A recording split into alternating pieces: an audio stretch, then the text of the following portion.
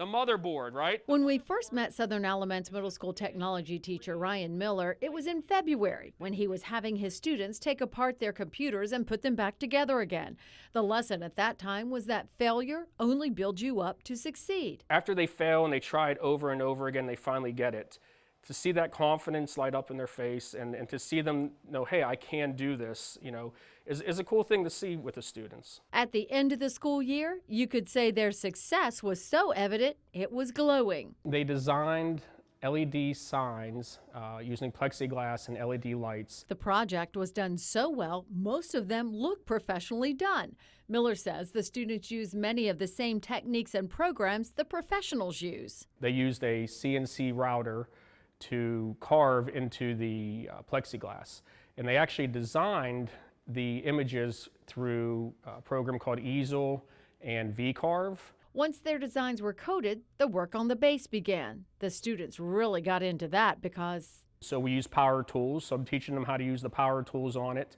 And so we're using scrap wood, 1x4s and other stuff, and we cut them, stain them. We're using routers, jigsaws, power tools, saws on them.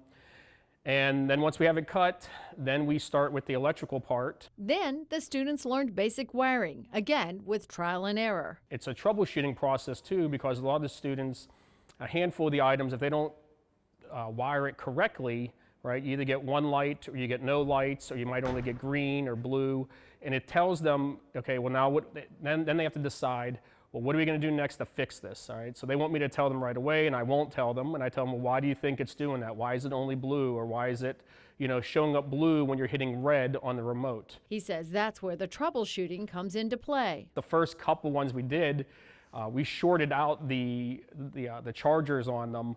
And so we had to figure out, well, what did we do? Like, where do we cross the wires? Where do we do that? Miller says he tries to be creative in order to teach his students that with CTE, the world of possibilities is open to them. I just want the kids to kind of explore their options.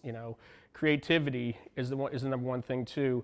We can talk about, and I've shown videos of just 3D printing and CNC routing, but for them to actually do it and learn the steps, learn how to troubleshoot things, it's probably one of the most important steps that I like to have them do.